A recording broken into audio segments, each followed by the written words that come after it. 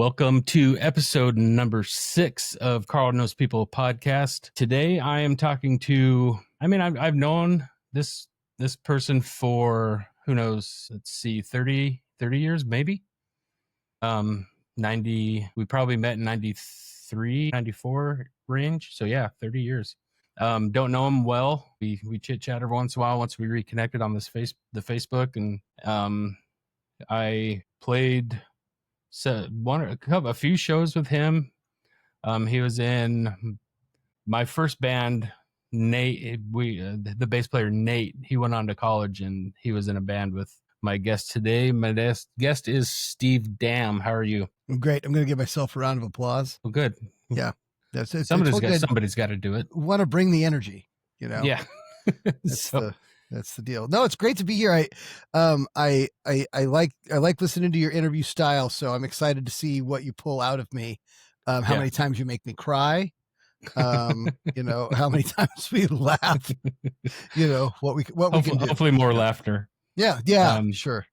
So I asked another band member who was on the podcast and Nate both if they remember the first time I met you guys. That's usually where I start, is the first time we met. Do you recall? And I have a different answer than them two. Okay, that's fine, because I'm not great. I'm not great at this. I thought it wasn't Natapalooza. I thought we got together I thought I met you at some party. Like, I don't even know if we were playing. But I thought you had hung out with us a little bit, like you came over to visit Nate or something. It was either that or when Within came over to record at the same place that you guys recorded. Okay.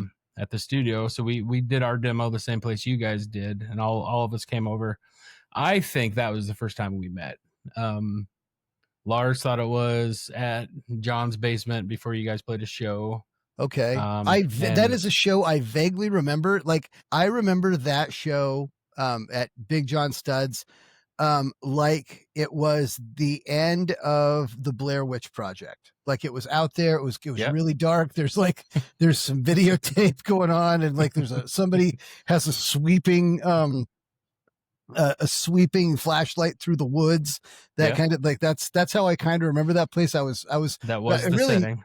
My hackles were up. I was ready to fight because I didn't know what was going on. There was loud music going on, but I was pretty sure I was going to get taken.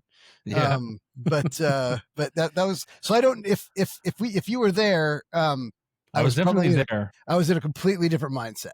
So you guys, that's the only time you were there when you played, right? Yeah. I believe that's what the others said too. And I was there because I remember you guys being there.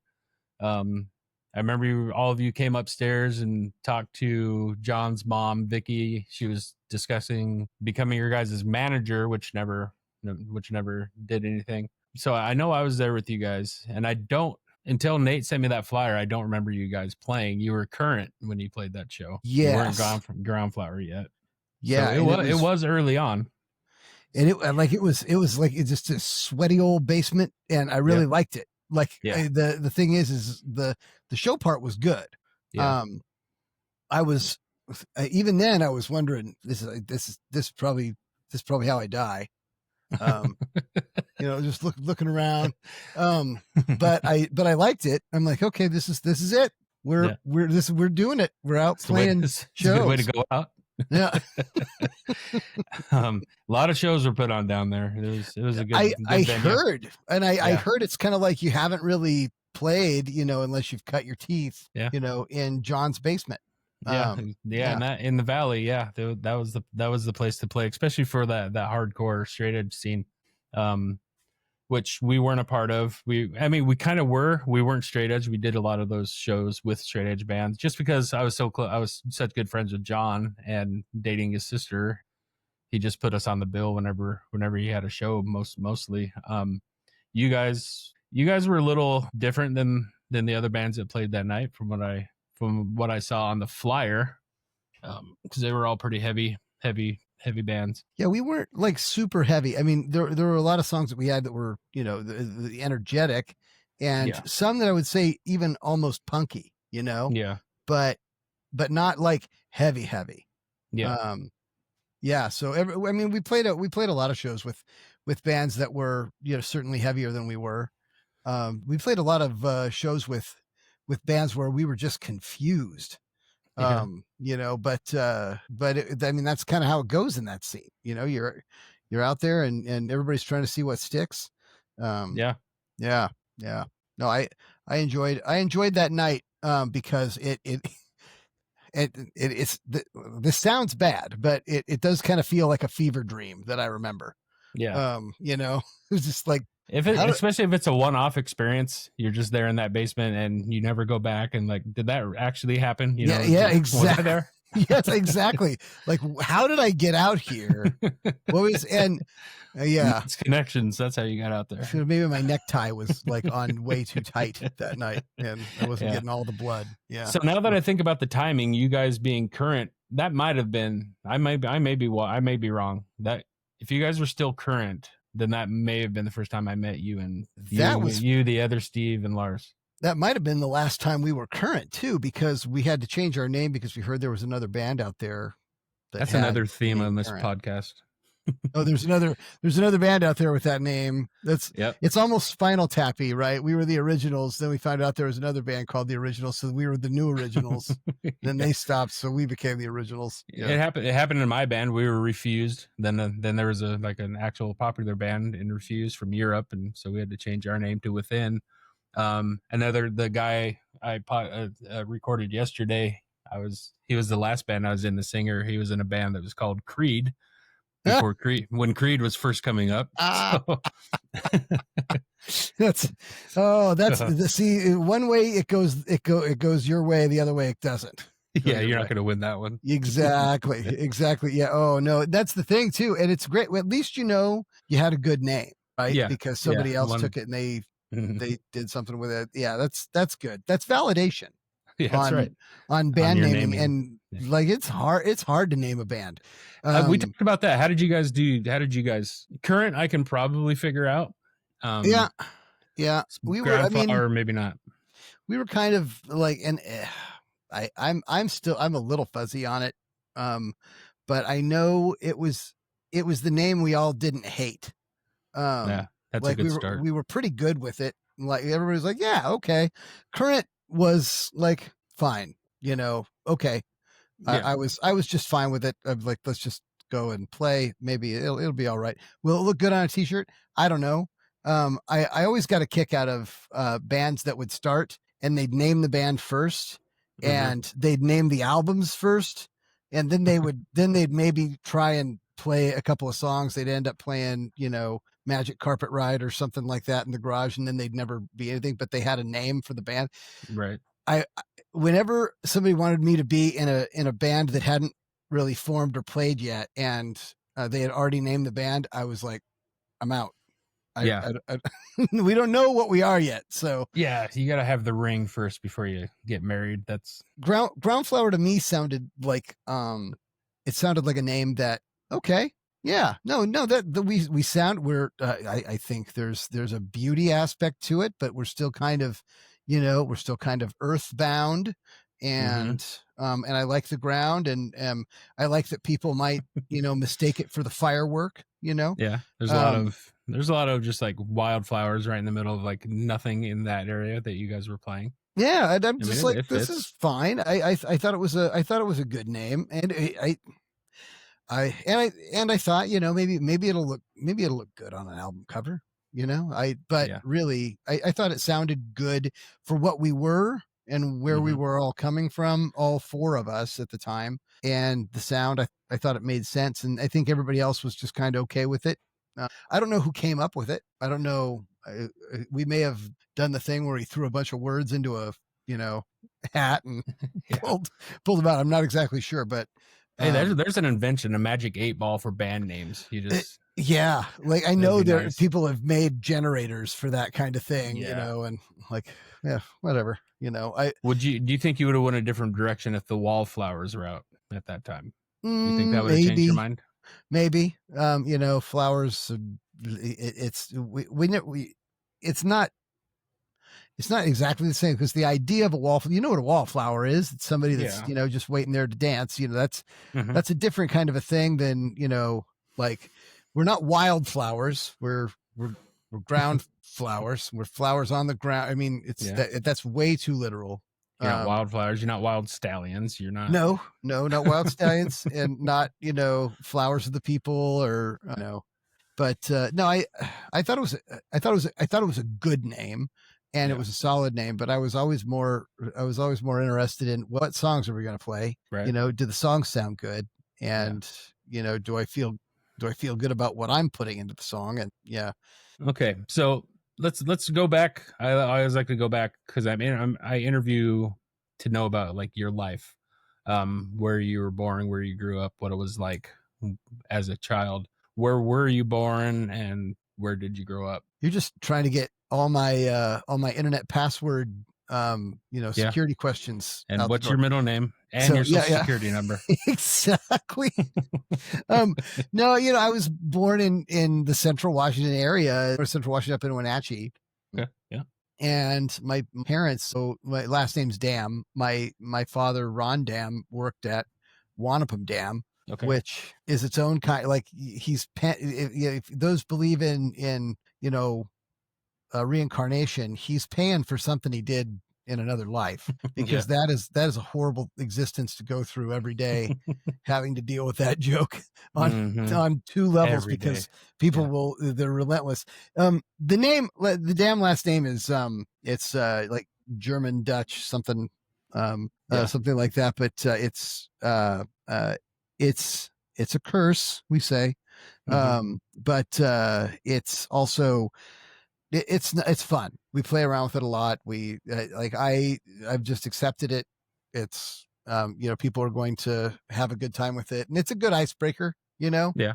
it's a good way to get to know people. The people that can't let go of it, it's after, you know, maybe the fourth or fifth time they see you and they just can't, you know. Mm-hmm. After that, you maybe have a conversation with them. Yeah, man, this is going to be funny again. Let's just get it let's out. do it.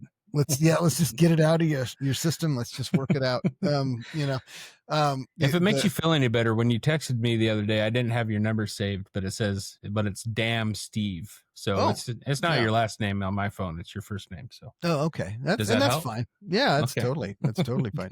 I don't want to give you a complex. You know, sometimes, you know, in the past when I have been very, you know, impatient or in a terrible mood, I'll lash out about, you know, just like, and say something horribly cruel or do whatever. But now I've really just kind of like, okay, then we're just going to see where it goes. It's fine. Yeah.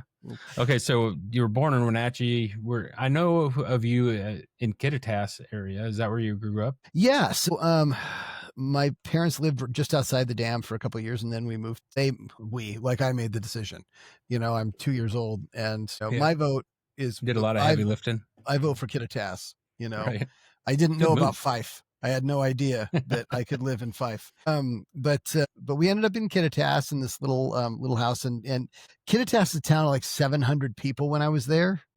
It's, I don't know, 1,100, 1,200 people now. Maybe it's bigger. But it's a farming community. I had graduated in a class of like 22 kids. Growing up, there wasn't a ton to do. Like, you have to go to Ellensburg, where I live now. You know, moved back a little while ago, but you have to go into Ellensburg to do anything. The great thing about Ellensburg had Central Washington University, and that meant that there were opportunities. So like swimming, I learned how to swim really early, swam, and I still swim to this day. I try and make it into the gym as often as possible to swim early in the morning. It really helps me focus. All that at stuff the college. Yeah, you know what? Not at the college. The college's pool is down right now. That's one of my missions, is to get that pool back online. But do you have $6 million? Not in my right pocket. They'll name it after you, Carl. Oh, good. They will. It'll become the Carl pool. But I tell you what, if I do that, since you gave me that idea, we're gonna name it the Damm Pool. Is that fine? So there's a joke about that. I'm okay with that because it's like, well, we're gonna go swim in the damn pool. You know, Yep. I don't want anybody to be mad at the pool. I'd rather have my last name be attached to a parking lot. Oh, the damn parking lot. Yeah. So yeah, it's like and like the most confusing, horrible parking lot that you're most likely to get a ticket in. I want my name attached. Or a really busy road. You got Oh stuck in yeah. that damn traffic. Oh, exactly. Yeah. Okay, we're Oh, doing what exactly you don't like. Anyway, yeah. No, I'm the okay damn with it. stuff. This is I totally fine with it. Anyway, so the other thing they had at the college, they had an incredible music program. They had a wonderful music program, and um I fell in love with playing the drums after my cousin down in Portland. He had a drum set and he let me play on it for close to 12 seconds. And Yeah, I was that's just all it like, took. this is what it is, you know? How old were And you? I was 6 or 7. Okay. And my mom said, would you like to take drum lessons, Steve? And I was like, yeah, I want to learn how to play the drums, not knowing what it takes, like Yeah. the work that goes into it. And she got I'm a shaking my head teacher. like I know. Oh, I mean, you're a drummer, you know. I I mean, never practiced. yeah, it's all if you're hitting the drums, you're practicing.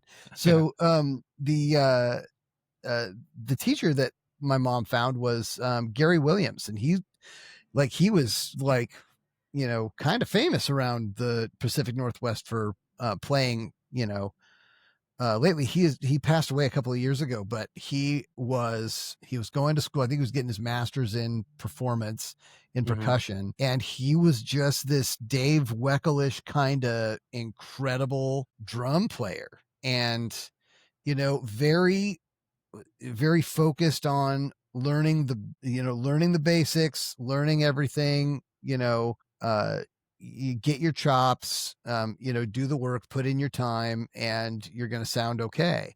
And so I did lessons with him when I was about 8 years old. And you had a drum And set of your own at that time? no, man, it was all pad work and snare drum. It was all that was it.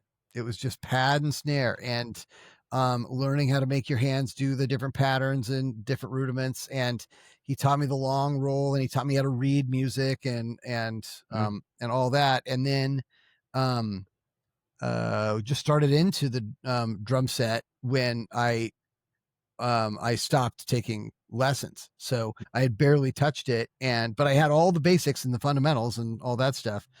And then I don't know, another year went by, and school band started up. Okay. And the school band was run by one of my favorite teachers, Mr. Yoka, but he had kind of a hard um uh he had kind of a hard people saw him as somebody that was kind of a hard teacher to get along with. I never did, but I was concerned that this persona that was coming down the pipe at me was going to be difficult. But he heard that I had played, asked if I would take the test. So I go in and I completely like ace the test because I learned all that stuff, right? And this is like Yeah. 5th grade band, so it's like really easy. And as soon as I started playing in the band, I'm like, this is great. Like I know how to do all this stuff. This makes sense. And the school got a drum set. I started playing that drum set, and then my parents got me a drum set. In fact, the drum set that you probably saw me on first, that big black drum set that I played, that was my first drum set. That was the drum set that my dad drove to the Tri-Cities and stayed the night and bought that drum set for $400 and had really great cymbals. Like the cymbals alone were easily $500, $600, and he got all that stuff. I guess some kid was going in the army or whatever and needed $400. So he brought that back, and it was like a 7-piece drum set with concert toms, so no heads on the bottom. Yeah. And I started just beating the hell out of that thing I played that thing all the time, and I was playing to records, and I was reading music, and I was playing in the pep band, and just started just wailing on that thing. And yeah, it was great. Yeah. How did you play all the way through high school with school bands? Yeah. Junior high, high school. That was kind of my thing. I got pretty decent at it, and another buddy of mine started in later in junior high, which doesn't really happen. Like if you don't start at like fifth, sixth grade, Yeah. nobody just jumps into band. But Yep. but he and I spent some time, and I'm like, hey, this is what this guy taught me. Check it out. And I showed him, and he practiced hard. Yeah. And so he and I played drums in junior high and high school. His name was Justin. And Justin and I played together quite a bit. And he, picked up the guitar and bass, and he started doing all that. I didn't want any of that. I just wanted to play the drums. And so he was kind of my partner in, playing music through then. Yeah, it was weird because it's a small community. If people know you play the drums, like they will come and get you to do their thing. And Yeah. I guess people heard me playing in the pep band, and I was all right. Like I wasn't all over the place with tempo, and I was playing it as it was written or whatever. And this this woman approached me to do some demos she was sending off to Nashville for country music. Oh. And so I made a bunch of demos with her. I was 13 or 14 at the time. And that was kind of a funny story. My parents didn't have a lot of time, so they dropped me off with my drum set at this other studio in Ellensburg. It wasn't the one that we did with Ground Flower, the one that you recorded at. It was a different one down by the train depot. Because if you're setting up a sound studio, you want it next to the railroad tracks. Yeah, of course. Ambiance is amazing. I guess it's whatever you do. Yeah. So they dropped me off at the railroad tracks station, and right out in front of the studio, which is upstairs in this big cinder block building, which probably also just was terrible for acoustics. Right. But I knock on the door, and the engineer comes down, opens up the door, and he looks at me, and he's like, this is a business. We don't want people just knocking on the door. So go away. And he just shuts the door, and he goes upstairs. And I'm like, oh, like my drums are like right around the corner. Like they're stacked up. And I'm like, I guess I understand, right? I'm a kid. I do think it's funny, but Marty, who hired me, she's up there. I know she's up there. And I knock on the door again, and he comes in. He's like, look, kid, I told you to get out of here. Don't bother us. We're recording. I said, I'm the drummer, and my drums are over there. I know I'm a kid, but I'm the drummer. And Marty comes down the steps, and she's like, oh, Steve, come upstairs. Let's get going. And everybody comes downstairs, grabs all my drums, takes it upstairs, and we start setting it up. And the guy can't believe that he has to record this 13, 14-year-old, drummer. But he's setting up all of his microphones underneath, because my drums are concert toms. He's setting all the 57s up underneath the concert toms. And I'm like, that's not loud. Right. That's not okay. Like I'm reading Modern Drummer. Like I'm learning how to do all these things. I'm learning how to record. I'm learning how to make all these bits. And this guy is like setting this up, and he's not hearing it. Right. He's not having me tell him to put the mics on the outside. He's like, I'm the engineer. I'm going to I know where to put the mics. And so he does, and he can't get any sound out of it. Like he's having me hit him. I'm hitting him. He's moving him up and down. He's coming in. He's whatever. And he says, I got to fix something in here. And so he's down and out. While he's doing that, I'm out there. I'm taking all the mics, and I'm putting them up on top of the drum where they're supposed to go. I'm pointing them at the angle they're supposed to be pointed at. How did you know that? Because I'd read all this stuff in Modern Drummer, right? This magazine that you point on the outside of the drum at the head, and that's going to pick up the resonance without having it's inside the drum shell. It's going to just, cause all this extra, sound bouncing around. So I put all these things out there, and he has me hit the drums, and he's like, okay, that did it. He thought that what he did in the thing had done it. Yeah. And I'm like, I just didn't say anything at all. So we record like 4 or 5 songs, we just rip right through them. They're just demos. Right. So, and there's country beats. She didn't hire me because of my, incredible Neil Peart skills or anything like that, he comes out of the control room and he looks at the drum set and he's that I had done all that. He's like, when did you switch that? I said, when they started to sound good. He's just beside himself angry. He was so mad. He hated my guts. I'm sure he was super mad at me, but I was so timid at 13, 14, but I'm like, dude, you are wasting this lady's money. You're going to chase this problem for, $150 more. And like, I'm not going to do that to her. So yeah. Anyway, sorry. I'm way off track. No, that's fine. No, you're not. So did you do bands while you're in high school at all? Yeah. I had some friends at my high school that, picked up guitars and played. And it was fun. It was just like, we just play covers and stuff like that. I ended up playing in another band. These guys from Ellensburg had heard me play and they contacted me and wanted to put together just a little high school garage band. And we did. We played around, we played a few gigs, and that was a lot of fun. We were called Butterflies and Power Tools because the other guys thought it was funny. They'd come out and they'd practice in my parents' garage, and there was a little cobweb up in the window with a butterfly in it, and we're surrounded by power tools. So Butterflies and Power Tools is what we call ourselves. So were those covers or were those originals? Those were covers. I think they tried a couple of originals, but it wasn't. They were just really. And we played the covers like they weren't. I mean, like I hadn't heard a couple of them, so I just threw whatever I thought was supposed to go with it in there, and they thought that was great. They're like, no, I like it better this way than the way they do it on the record. And some of the other songs were done just like they were done on the record. Like what kind of covers were you doing? Rock or country or what was it? Rock. It was like there was some Zeppelin. There was some Zeppelin. There was. I mean, if you're a first band starting out, why not try Zeppelin? Yeah, I mean, you're gonna sound just like them. Exactly. Every new guitar player sounds like Jim. We played some Clash. We played Guns N' Roses. So yeah, one of the songs was Guns N' Roses. Pretty Tied Up was one of the songs that we played from Guns N' Roses, and I had never heard it before. So I just did this whole other thing. Years later, when I actually listened to the song, I didn't have the money to go out and buy the tape to learn it.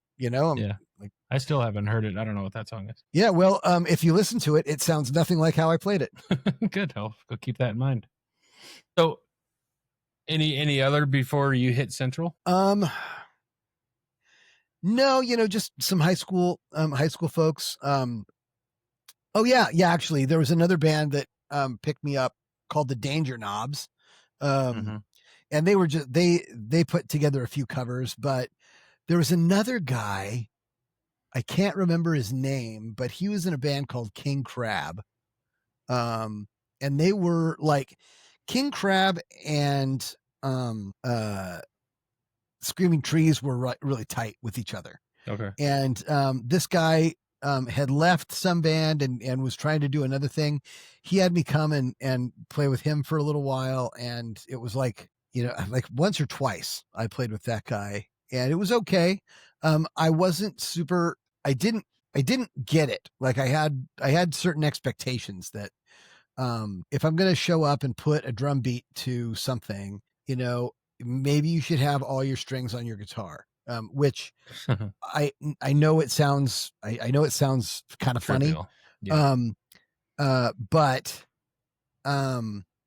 But the guy didn't. He was playing with like 5 strings. And I'm like, this can't be a serious band, but it really can be. It doesn't. My expectations of what a band is doesn't. I mean, it wasn't that. But they were probably really good. But I did my best. I put some stuff. They wanted me to come back, and I said I don't think so. I didn't quite get that. But since then I know there's lots of other bands that will play with fewer strings than that. I know the presidents of the United States of America, they didn't play with all their strings. They only had a few strings on their guitars. You don't use them. You don't need them there. Kinda, and how stuck up of me to think that you need all your Right. all your strings. I know it You're sounds like, like I I'm have being my I, heads. Why don't you have all your strings? kind of. I feel like this is coming off as I'm being um facetious or that I'm being sarcastic, but I'm not. I really get it now. It doesn't matter what it doesn't matter what you're doing, but if it sounds good, it sounds good. Who am I to judge that? But back then I was just I'm just a gear snob that thinks you need all six strings on your guitar. So being from there, any run-ins with the guys in Screaming Trees? So Mark Pickerel is all over the place. He's around all the time. Hmm. And he's a great guy. He's a really great guy. He ran a record shop here in Ellensburg for years called Okay. Rodeo Records, and he has moved that business into other places. Like there's some Rodeo Records and there's Road Trip Records um out of a store here that's only 2 blocks away from my house. Hmm. But he's around. He's still making music. He makes he's in his own band, Mark Pickerel and his Praying Hands. Um he's around one of the Connor brothers passed away recently, and Mark Lanigan, of course, passed away.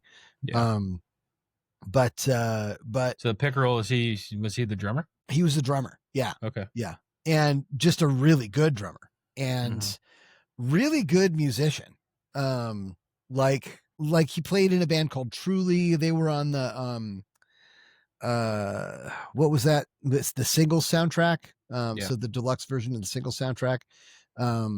And like he's played with who else? Like the Sonics. Like when the Sonics got back together, he was their drummer, and like he can really wail. He's really really good. Um, but you see him around every once in a while, and he's a nice guy. Um, Yeah. he sold our Ground Flower tapes and CDs Oh, like a madman. Like he nice. kept them in stock. He always made sure we got paid. And he was really nice. I know we weren't his style. I Yeah. know we were a little, we were a little bubble gummier Yeah. than what he was, what he was used to. I know that, but he gave us space in his store, and he didn't look down his nose at us. You know what I mean? Good. Yeah.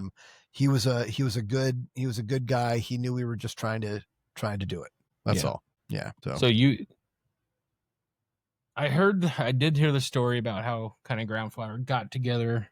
I'd like maybe hear your version of it. Oh, well, it was the fall of '93. A lot of people were making. Was it like early on in your college year, the freshman Oh, year? it was like first, second, third week. Mm, I had left high school, and I had won a couple band awards, and everybody expected me to do music in college, yeah. and I just didn't want to. I What did didn't you go want to to. college for? I ended up in public relations and communication. Okay. Is what I ended up doing. I did some like a like minor in business and marketing and stuff like that, but I wrote for the school paper, and I enjoyed the journalism part. I enjoyed doing PR. I enjoyed doing the marketing pieces of it, but I didn't want to teach drums. I didn't want to Yeah. teach music. Um but I was there at school, and I honestly, that first week of school, I was like, you know what? I don't know if I'm ever going to play drums again. Really? I just don't know. I'm not, I'm not playing with anybody, all my high school guys are gone. And that lasted like a week. Because I'm in the bathroom and I'm reading the Bathroom Buddy, which is like a little paper that would be put out by the place we live, the residence hall. Yeah. And it said they were looking for a drummer, and I'm like, all right, let's see. Was that Steve and Lars? Let's see. Yeah, Steve and Lars and Nate, those guys, all three of them were together. Oh, okay. And I know Nate had come down and said, I play bass. You want to see it?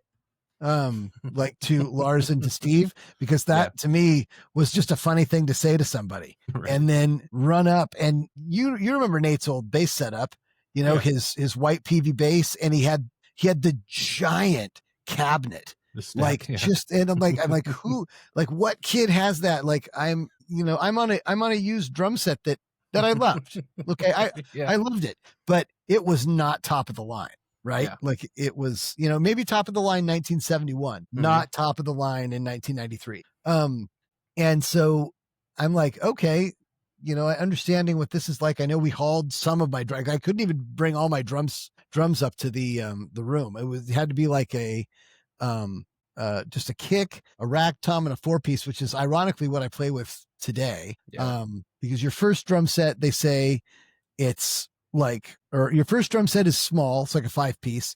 Your second drum set is like 19 pieces. Yeah. And then your last drum set is 4 pieces. And it's like really small, because you know what it is to tear down and put it back in. And it's just a real pain in the ass. So, so I know we played, and I know we got immediately kicked out of the residence hall, and we moved the practices to my parents' house. Yeah. But these were original songs, right? Like we weren't playing any covers. It was, these guys had real music that I get to contribute to, and the songs were good. Like it wasn't trash. They were everything that I thought a song needed to be. Like it needs to be, relatable, a little mysterious, right? The words, the words need to rhyme, but not with themselves. Like you can't rhyme you with you. Like like they were solid songs, and this was an opportunity to like build my own drum parts into these songs. And that was kind of newish. Other than, the country band, those beats play themselves. Like I don't get to explore or do anything new. This was something interesting. So Lars said that that was his first band, was Ground Flower. Nate had experience in writing his own songs, playing originals, because that's what we did in high school. We did our own stuff. So that's interesting that you guys, Nate would be, well, maybe Steve. I don't know what Steve's background was. I think Steve had been in a couple groups, like maybe even a couple of, duos or something. I don't know. That's my feeling as I remember it. Were you guys all freshmen? Yeah, we were all freshmen. We all lived in the same dorm. It was a freshman dorm. The thing about Nate was, I thought Nate was also writing the songs, and he did. He contributed to a couple of the tunes. Nate was very supportive of the songwriting, and if you had an idea, he wanted to hear it. It didn't have to be his. Still that way. He very pro original idea. Original. Well, let's try it this way. Well, let's try it that's fine. It doesn't have to go that way. And he's the guy you want in your band when you're writing music, because you don't want to throw out an idea and then have everybody just kind of, like, it's one thing to have your idea slapped down, but it's a whole other thing if everybody just kind of grumbles it to death, that stifles creativity. Nate wants the creativity, and he really, I think he was really good with Lars, because Lars was a good songwriter, and Lars started as a good songwriter, and Lars just got better and better and better as a songwriter. And Lars was a great songwriter quickly. In fact, Lars is one of my favorite songwriters. I was lucky to go to school with a couple of my favorite songwriters of all time. And, Lars Emmerich and Matt Christensen of Half Acre Day. They write different music, but both of them write songs that do things that I didn't expect them to, but they are solid songs. And I really, really liked it. So they started solid, like the songs started solid, and Nate is like the best gardener out there. Like he's watering your flower. He's making Your sure you get enough grandflower. Miracle Grow, you know. So he was great. And then he comes out and he just gives you all the energy, right? You know, he'll jump all over the place and really, you know, the live show, he'll give you all the energy that you need so that you have the confidence to play it like you're the only person that can play your part. And so that's what I really loved about being in that band early on. It really grabbed me and brought me in really, really quickly. And I thought it was something extra special. I liked you guys right when I first heard you. Right when Nate, I must have heard you when I came there or he came home or something, because obviously there wasn't internet to send you stuff. I don't really remember how I heard you guys the first time, but hearing your guys' first demo, that's what got us to come over and record there in Ellensburg. So I asked Lars top of the line 8-track studio that I don't even know if it was 8 tracks. He really didn't know what he was doing. But you know today's standards. But he was so supportive, you know. Yes. He was a good dude. Yeah, he told us right up front. He goes, I've never recorded a heavy band, so I don't know. You know, we're both doing this together for the first time. So, I asked Lars. You probably heard. What did you guys think when you heard us the first time within? And I'm not sure if it was live or if it was a recording. I heard you live for the first time, and I was surprised because it was loud, but it was together. And I really liked that. The heavier stuff was never really that was never something that I could really do. But your drummer was playing faster than I could playing a double kick. And I still to this day, I'm not much of a double kick guy. I've set him up before. I've done some things with him. And I'm like, I don't know how I'm going to incorporate this into a song. I'm just not going to do it. And I can't remember your drummer's name. They had a little piccolo snare drum, and I thought that was really great. Yeah. I loved that snare drum. I went out and got one of those snare drums because I loved his sound so much. Because I'm like, that's what I want. I want that piccolo kind of crack to it. And through. I maintain that your heavy voice, Carl, one of my favorite heavy voices. Like, I wish Carl was singing this song right now. I hear heavier songs. I'm like, Carl could do this. Carl could do this better. Carl could sing this much, much better. Whenever we'd bring you up, I would try and do your your low guttural no. Yeah. And I can't. I don't have it. There is something kind of special, magical. You could still get hired doing that. And, I appreciate and play that thing out there. Cause I always thought your vocals were really good. I'm like, this all sounds, like I said, together. And that is so much more than what I think, you know, even the heaviest bands that are out there right now that I hear, that I can hear. Like, I love Tool. I listen to Tool all the time. And Maynard can't do what you do.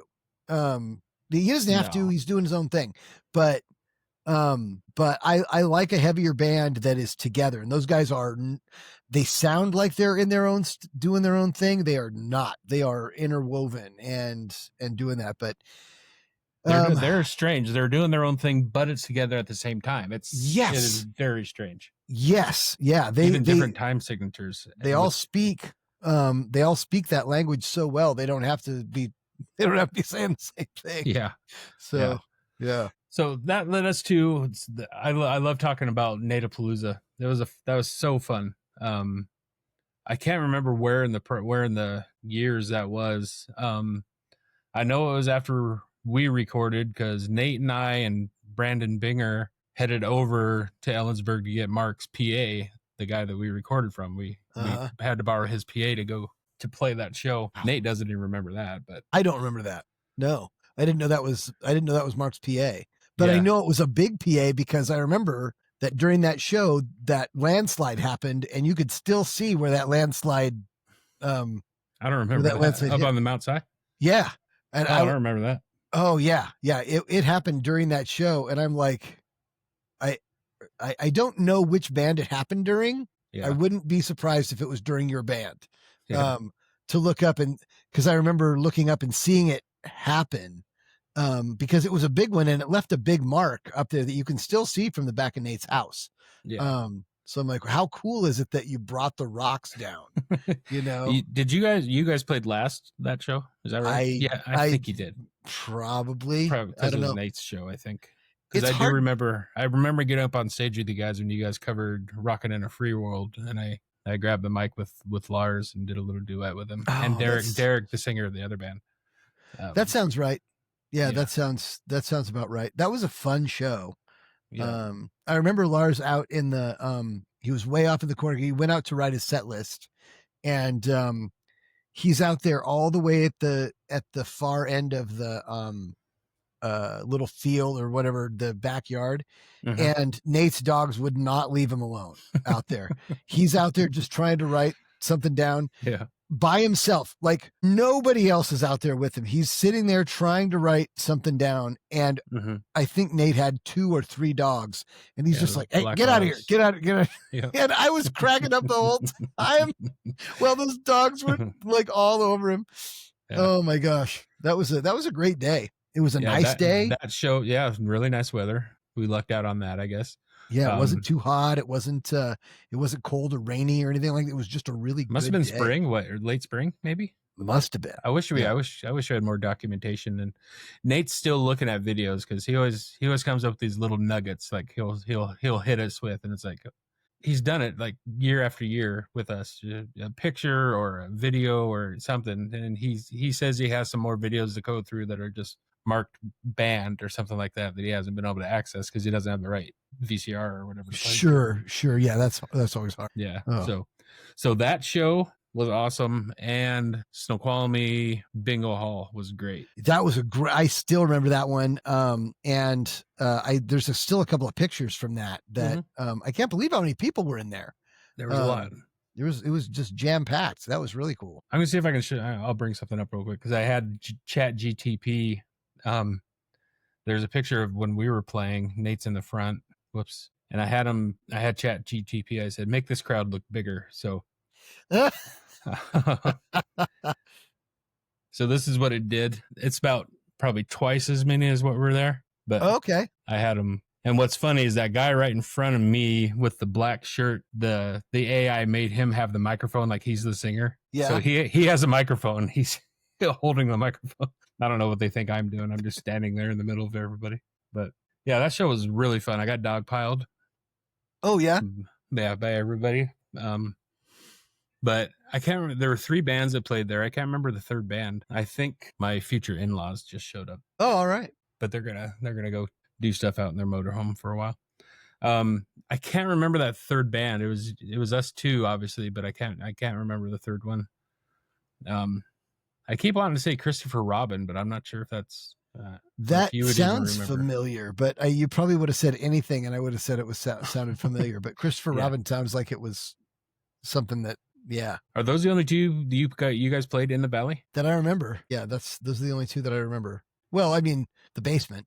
Oh yeah, that's 3. Yeah, that's true. So at John's, but yeah, so those 3 shows, I think. Yeah.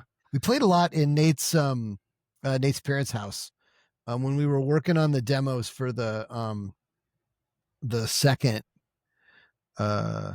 album that we didn't end up releasing. We worked some of that stuff out in his parents' living room. We spent a lot of time in there too, with the piano in there, that room. Yeah. We spent a lot of time in there too. His parents are very good about letting us. The way their house was set up, they kind of had, that separate room, then the doors that separated it, then the kitchen, then they had that separate TV room where they could hang out or their bedroom. So we really didn't bother them a whole lot. Oh yeah. Well, Yeah. maybe we did. I don't know. I don't think we did. I don't think we've been extra loud in there, but It's funny. My parents hosted us a lot, all through the college years. That was where we practiced. We just yeah, practiced at my parents' house, and they never complained. yeah. They never had a bad thing to say about it. I think every parent in any of the bands that I was in have been pretty much supportive. Um, like my dad, he had zero interest in like the type of music we played, but he would show up. He would go to every show and just like Yeah, we'd like, yeah, how did we sound? And he goes, I don't know. I don't know yeah. what you're supposed to sound like. I don't know if it's good or not, but he was there. I don't It's, know. Yeah, my mom. Lars asked what song she liked the best. She kind of sang something that sounded like one of the songs that we were playing, and he's like, "Oh, that's more of the punk songs." oh, My mom kind of liked the punk yeah. music a little more than anything else. Do you have a It's favorite interesting. Groundflower song, either Um, playing wise or sound wise? you know, there's so many good ones that I really liked playing. I liked playing Ain't Been the Same. I liked playing Fear because I really wanted that song to sound like it could be substituted into a Chips Patrol episode. No. I really wanted that to be in there. So funny. I'm so Yeah. obsessed with Chips right now. I'm watching like I'm watching the whole the whole series. Oh, so that was like on one of the songs. This is a song that we didn't end up releasing, or at least the unreleased version is very um it very much inspired by the time I spent not in class watching Chips Yeah, reruns, you know. nice. Um yeah, so super disco-y bit, in the middle and stuff. So Mhm. maybe if we get around to getting that released, you'll hear what I'm talking about. But so I really like playing that. There's another one on the unreleased called Empty that Lars wrote, just this big epic song that was a lot of fun to play. Yeah, ain't been the same on the One Fine Day. My uncle Gary, who passed away, loved Still Holdin'. And that was a song that we had on the tape, the first tape, and then we re-recorded for the One Fine Day. I love that cat. I'm not in love with it right now. um Cool. but Anyway, but yeah, we re-recorded it for the One Fine Day album, and so those tunes, I always had an opportunity to play something a little bit different in all the songs. yeah. But I really liked those a lot. There's some other stuff that we did later as Monotone Pictures that I liked too, but the for Groundflower, some of the heavier things that would break into like 6/8 time and stuff like that. It was I think fun. my favorite Groundflower song is Candles. Oh yeah, that's a good tune. Yeah. That might have been one of the first ones that I heard from you guys. And like I was kind of blown away by Lars's voice for one. Yeah. Just awesome. It's a great voice. Still has He's a got great a voice. really, really expressive voice that can do a lot. He can pull off a lot of different feelings with it. Even bluesy and into he can be really sentimental almost, melancholy, just flat out like his like fifth gear power of Yeah. just belting is really good too. So I was yeah, really I remember being really happy for Nate because what we played in Silent Groove I knew wasn't really his style. yeah, He was I know you guys maybe tried to avoid the comparison, but he was a big Pearl Jam guy. yeah. And I knew he found like his bandmates when I heard your guys' songs. I was like, yeah, that's where he belongs. I was really happy for him. Yeah, he never made us feel like he didn't want to play something. Yeah, And I was okay with Pearl Jam. I thought it was all right. I wasn't. I mean, I knew the stuff that they were putting out. I think I got the album because most people had it, and I was trying to figure out why everybody was so into yeah, it. yeah, I thought it was okay. yeah. But I was always I was always a classic rock, meat and potatoes. I really the Who. I really love the Who. Yeah, I can see that. Yeah, I really like the Zeppelin and the Who, but I I learned how to drum to a lot of AC/DC stuff. That was yeah. So I always ask everybody, do you remember the first album that you either, well, there may be two different answers. One that the first one you owned, maybe that somebody bought for you, or the first one you actually went out and purchased yourself. So I had like a whole suitcase full of 45s that my parents had collected when they were, teenagers, and I played the hell out of those things. I just played those things to death. Just were your parents musical? Besides, I mean, like musician wise. So they weren't musicians. But my dad to this day could whistle note for note, whatever. My dad was definitely musical. He just never developed it. Roger Whittaker. And my parents were both dancers. They danced a lot. They really loved music. But my dad, there's something about the way he could whistle and hold a tune. He liked music, and he'd always have me listen to different songs. And he would start to sing a song, and then he'd just whistle it, because he could whistle anything. And I say this like he's not with us still and could like just walk through the door. Like literally he called me like, an hour ago. He's like, "What are you doing? Can I come over?" But he can whistle, taught me how to whistle. And so I know he has it in his head. He just never had a chance to really, sit down with an instrument and work it out. It's the same thing with my dad. I hear him kind of messing around singing when I was a kid, and he was hitting like notes. He had good vibrato, but maybe in his era, he thought maybe you're a sissy if you sang or did music. Who knows? Everybody gets told different stuff. Like, don't quit your day job. Keep, do this, don't do that. It's yeah. I don't know. There's so many people get stifled. I still maintain that, nothing has killed more musicians than the family clarinet, like, well, we have a clarinet, so you're going to play the clarinet in the band. They go and they play it and they hate it. So they give up music forever. Yeah. And, that was that's a harpsichord player that would have been, unbelievable, or an accordion player, or, a bassoonist, but they had to play the stupid freaking clarinet. So they, gave up music forever, So what about the first album you bought? First album I bought was Dream of Blue Turtles by Sting. Interesting. I heard that it's Sting's, I think it was Sting's first solo album. And, I heard it on MTV, a couple of the songs, and I'm like, oh, that's interesting. That's different. The drums are different on that. And it was Omar Hakim playing. And on that entire album, he had Branford Marsalis playing the soprano saxophone through that, which Branford Marsalis doesn't get nearly the credit that he deserves over, Kenny G, who's the other, soprano sax player that's out there. Which is just the soprano sax is just a shiny clarinet. That's all it is. That's all it is. So but it was a good album, and I really liked it. Do you remember how old you were? 5th or 6th grade. Yeah, something like that. Because after that, it was all AC/DC. And then I found the Who, and then I was nothing but the Who. And later into high school, I found Zeppelin, and then I was listening to Zeppelin and the Doors and I was Kiss, Pink Floyd. Oh yeah. A lot of people like the Kiss.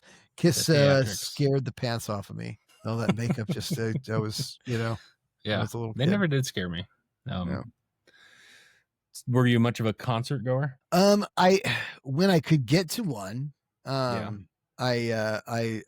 liked going to a concert. But I Central still put on concerts, right? Yeah, they did. I didn't go to many at Central. That was the thing. Like, I knew that like Night Ranger played there, and Huey Lewis. My brother went and saw Night Ranger. Oh yeah. So my you oldest know brother. what I'm talking about. Huey Lewis would have been good. That would have been good to go see. I would have loved to have gone to see. Thinking Huey back Lewis on it now. Yeah, I absolutely, because it was right when sports was hitting, so it was, and they hadn't really started booking the arenas yet. So Yeah. seeing him at Nicholson would have been a lot of fun. Yeah. What do you Yeah. remember the first concert you went to? Maybe big name, big show? So the first one that I wanted to go to was AC/DC at the Tacoma Dome in 91 or something. The Iraq War had just started. This is freaking me out. First episode, that was his first concert he went to. Lars's episode, his first concert he went to. Yeah. AC/DC. So, that's the first one I wanted to go to. Yeah. I had gone my first concert, and I love to say this answer more than I love to say this answer more than I say the AC/DC, because AC/DC is the one I wanted to go to. And the one that I like arranged to go to. My dad actually hung out with the roadies from that show because he drove us all. He hung out with the roadies of AC/DC behind the stage.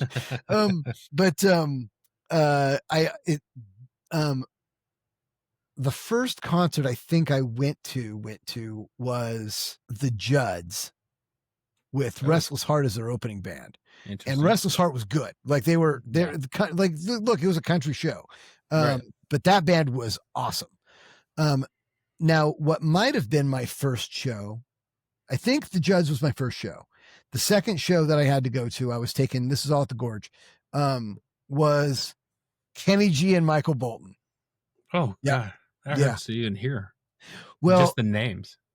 So Kenny G and Michael Bolton, and that was when Michael Bolton was just skyrocketing, getting huge, but Kenny G was already he was already established. So he was the headliner and Michael Bolton was underneath him. But Michael Bolton at that time was like, had way more hits on the radio right now, like way more accessible. But I'm going to tell you right now, not a bad show. It wasn't a bad show. You said you're dragged to that. You didn't want to go? Well, my parents got tickets to these shows, to go to, and so I went because they told me I had a ticket, Okay, so the first one you wanted to go to, first one you did go to, the first one you actually went to that you wanted to go to. First one that I went to that I actually wanted to go to was the AC/DC show.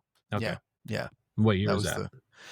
91. Yeah, the Iraq War had just you did go to that one. Yeah, that was the one. Oh, okay. I thought you meant you didn't get to go to that. No, I did get to go to that one. That was the first one I wanted to go to. It was big. It was in Tacoma. It was really it was a great show.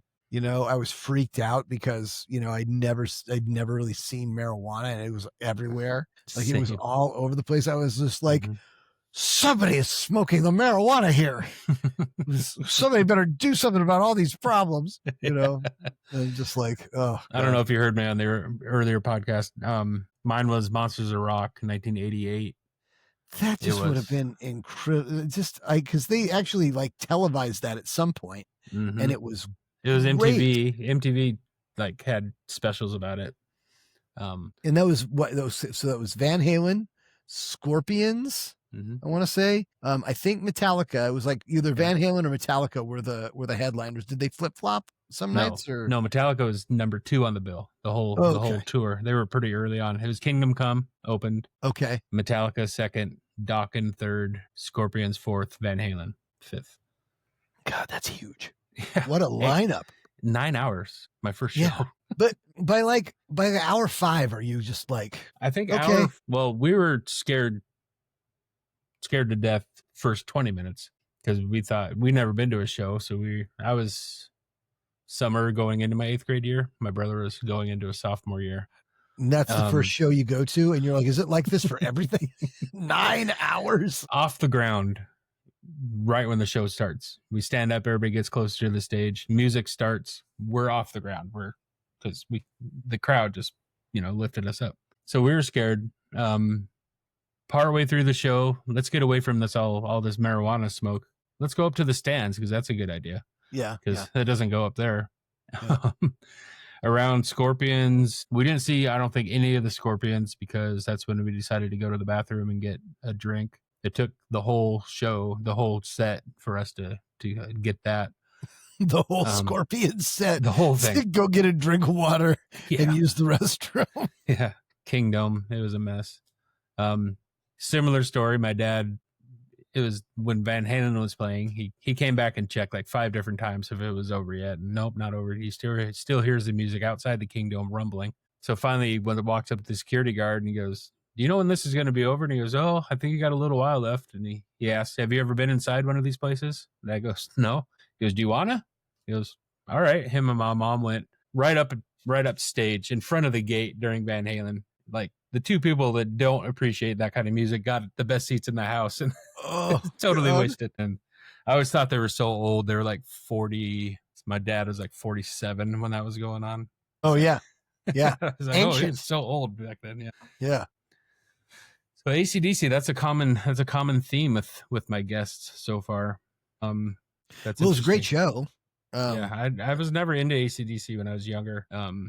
I like them more now. I appreciate them more. I spent a whole lot of times at concerts when I was a teenager with my older brothers, and any glam metal show that would show up. That's what I was into.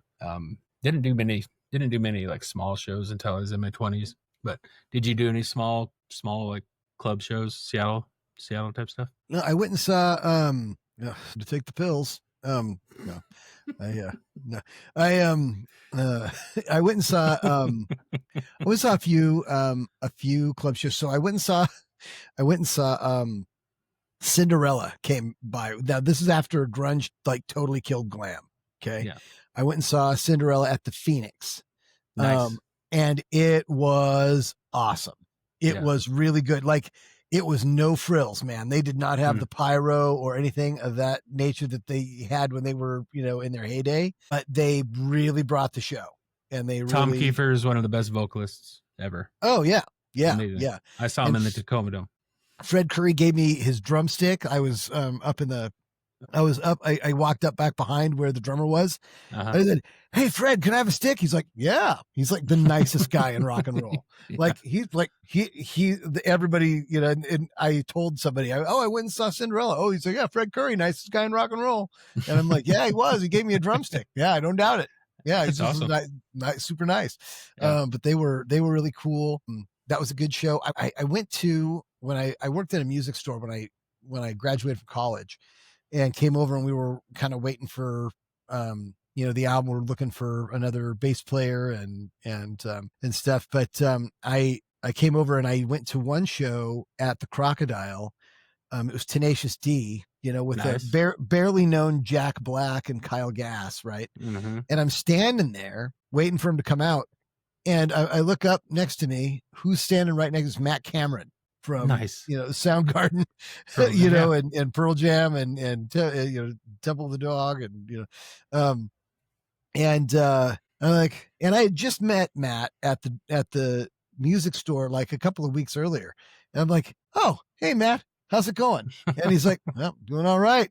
I said, so what the hell are you doing here? Just like we know each other, right? Like I can just talk to him. And he said, I'm just here for the D. And he was there to watch, Tenacious D. And then they came out and they were just amazing. They really were good. Yeah. I saw them at Ozfest, actually. And they were probably better than the band before them and the band after them. They're so good. Their vocals are just so spot on. It's a really great band to see. I look back in the corner and because that was back when was it Peter Buck owned the Crocodile. So I think Peter was there with Eddie Vedder, kind of sitting in the back, just kind of with their hats pulled down, and I'm just like, okay, I'm not going back. Be cool. Yeah, just like, well, I know. Look, I know they're famous, but what am I going to bring to the table for them that they, am I going to offer them? At least with Matt, I had met him, and we can talk drums or something. But that was it. Yeah. I just asked him, "What are you doing?" He's like, "I'm just here for the D." That was it. Like, he didn't need me to talk to him. I didn't need to talk to him. But there were some other smaller club shows. We saw Motley Crue at the Paramount. That was fun. That was when Tommy Lee just got out of jail. Remember when he was in jail? Yeah. For the Pamela Lee stuff, probably. Yeah. I've seen Motley Crue twice. Yeah, it wasn't bad. It was a pretty good show. I saw their last tour, their last show over 10 years ago when they were saying they were done for good. No amount of money is going to keep them together, and they're still going. Yeah.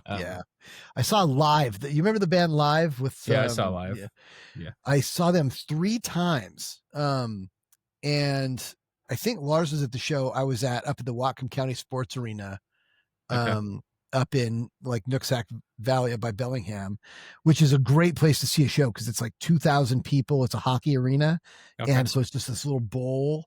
And my buddy had gotten tickets for us, and I was like, I don't even know who these guys. Know they were on the radio. I like, okay. I wasn't like super into it. Pete Droge opened up for him. He was all right. You know, Pete Droge had a song on the Dumb and Dumber soundtrack. And as soon as live started, I was like, whoa, this is going to be great. And then it was like the show was fantastic. It was spectacular. So I immediately bought tickets for their summer show at the Gorge.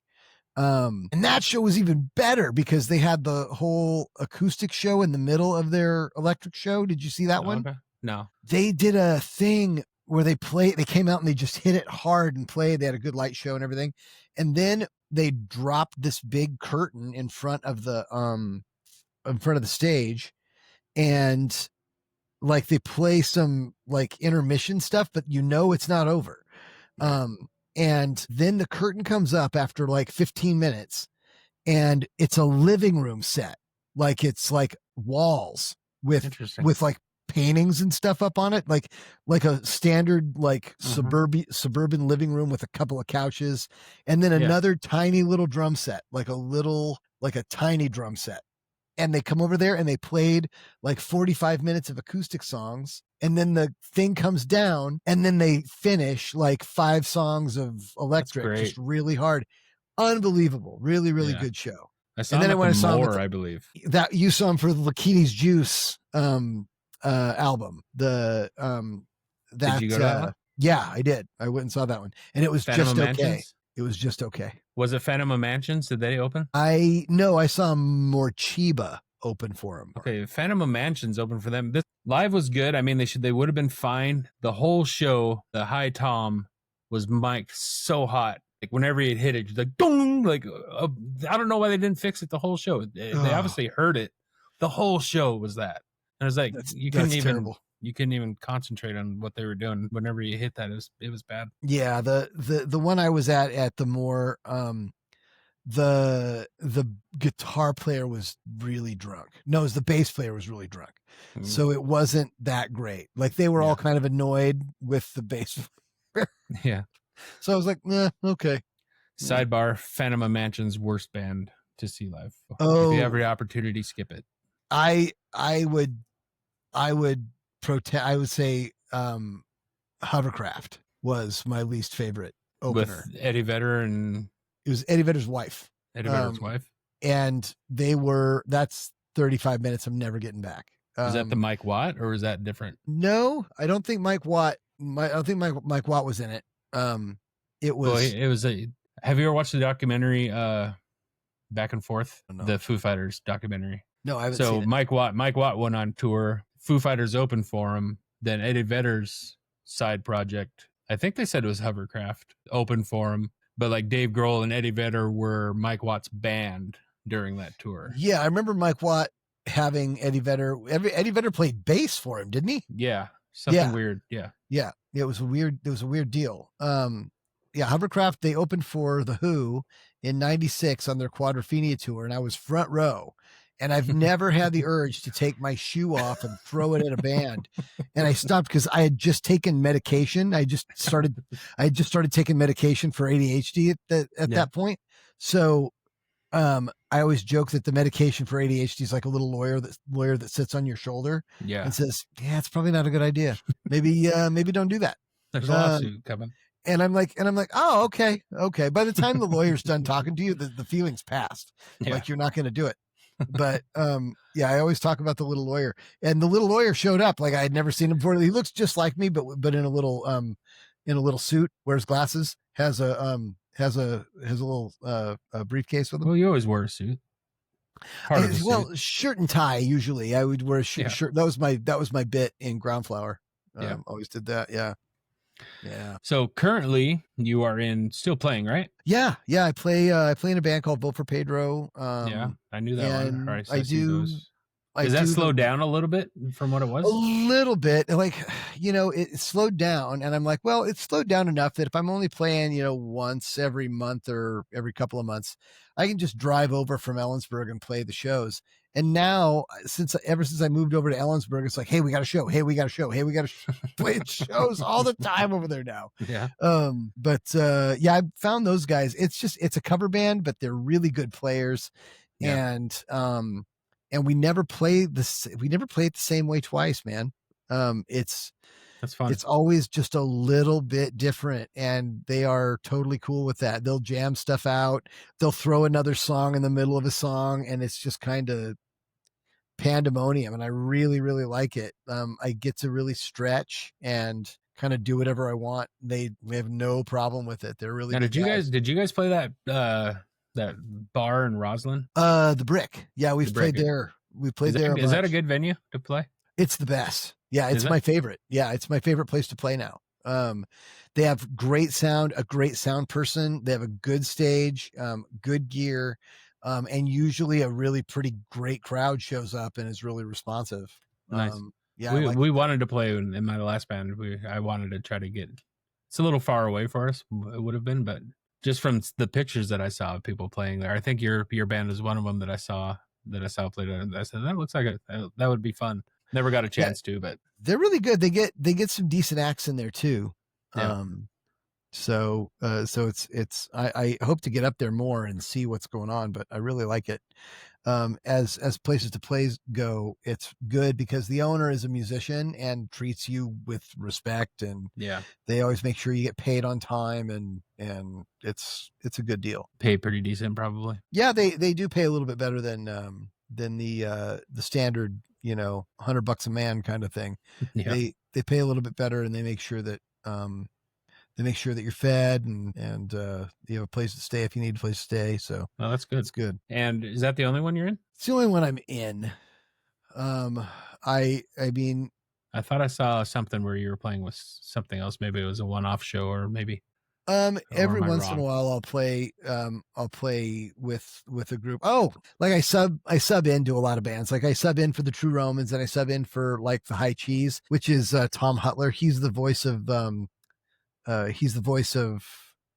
T-Mobile Stadium, and he learned how to play guitar just a few years ago and wanted to start a band. He's got some musicians that he plays with pretty regularly, and I'm not his like number one drummer, but I'm his number two guy.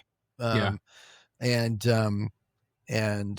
so I've played, I don't know, 3 or 4 times with him this last year. Was that a tryout situation for him? Do you know him previously from something else? No, it's because his guitar teacher knows me, and said you should get Steve. Steve will come and do it. And so that's it. I got a lot of gigs from that guy. His name's Justin Hayes. He plays in a bunch of different bands, Author Unknown, Buckets of Rain.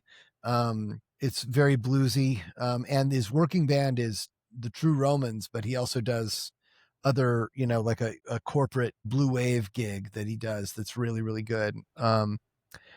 He's excellent. That's all he does. That's his job, is just playing music, and he's good at it. Nice. That'd be really nice. But he'll call me in to sub on occasion for any one of his different projects that they're doing. Yeah. And he called me in for the High Cheese gig here and there. So I like doing that. I played with a Half Acre Day for a few gigs. And that was great because they're one of my favorite bands. So it was fun to get to play with those guys.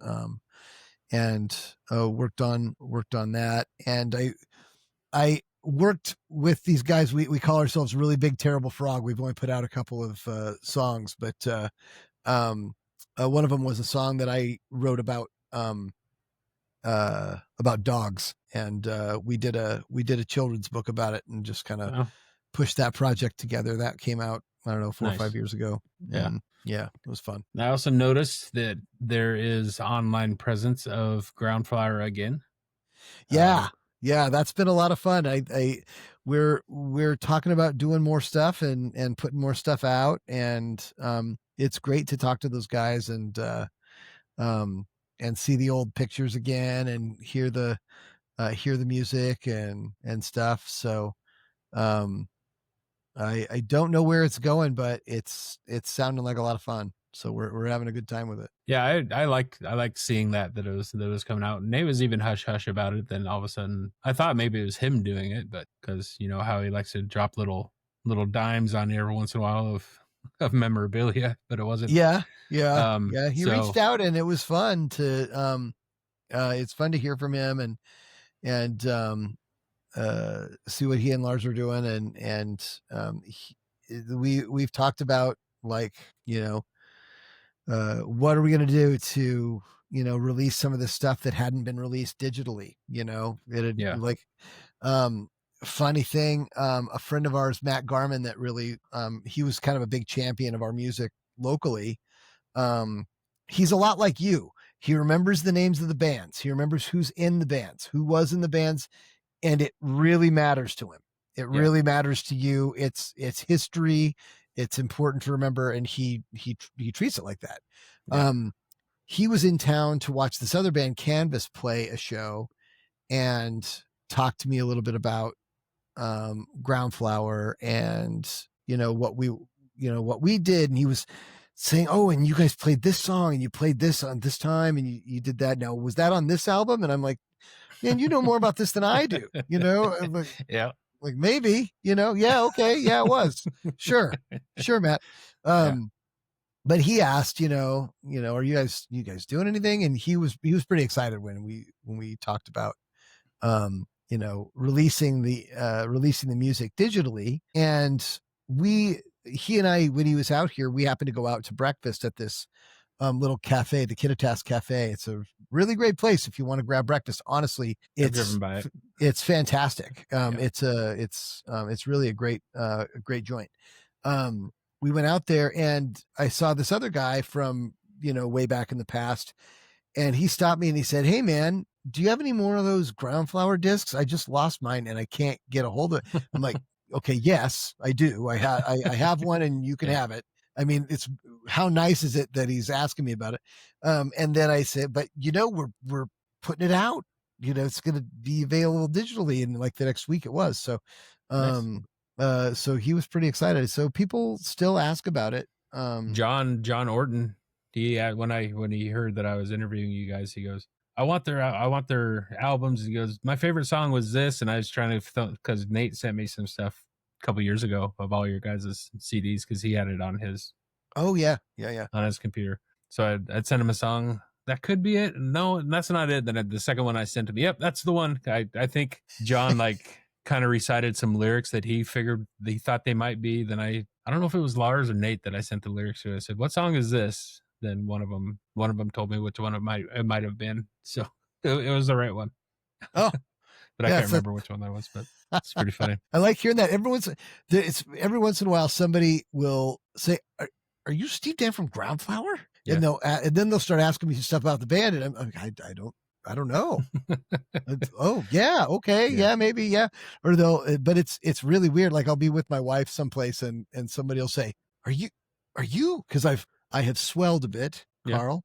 Yeah. I'm not the svelte body that you remember from that I fell from in back love then. with. Exactly. Yes, that you fell in love with. It's kind of interesting who remembers, Ground Flower and what we did, but I loved it. I did. I would get that, but more of an immediate, because the band that I was in, the last one, Hometown Hooligans, we would always play like rodeo weekend here is Memorial Day weekend. So we were usually down at one of the bars playing. Yeah. And if they would see me like out at the rodeo, they'd be go, "You're the drummer." Like, because they were at the bar the night before, and like they recognize you like immediately after the show. But I don't get many. Oh, were you in Within? I don't get much of that, but yeah. But I've Hometown also Hooligans, swelled a little bit. great name. Hometown Hooligans, great name. Yeah. Yeah. That's a great that's a great name. And you were playing drums for a while, and I heard clips, and you were not bad, Carl. You Well, I were appreciate that. pretty good at it.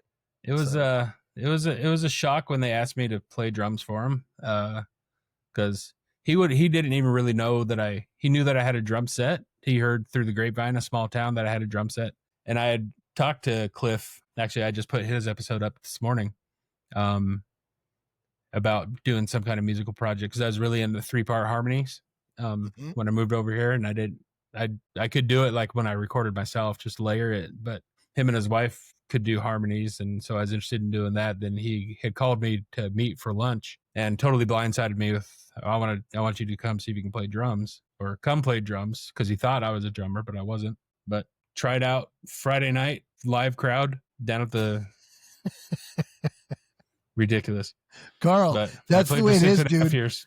Small town. If you own a drum set, you are the drummer. Yep. You're the drummer. That's how it is. Surprising amount of drummers in this small town of 500 people. Surprising. Yeah, you own a drum set. You're the drummer. That's how it works. Yeah. That's just you're the person they call. Per capita, probably 1 out of 100 people in this town are a drummer, so it's not bad. Yeah, 1% of the population. So, all right, Steve, I know you gotta hit it pretty soon. We may revisit this. I don't feel we covered nearly enough. Oh, I can talk and talk forever, Carl. Then we'll have to do it again. Yeah. All right. Yeah, I'm good. No, that was Steve, fun. You're a good interviewer. I appreciate that. I appreciate you saying that. All right, we'll do it again. I'll be in touch. All right. Thanks a lot. We'll see you. Yeah. Bye.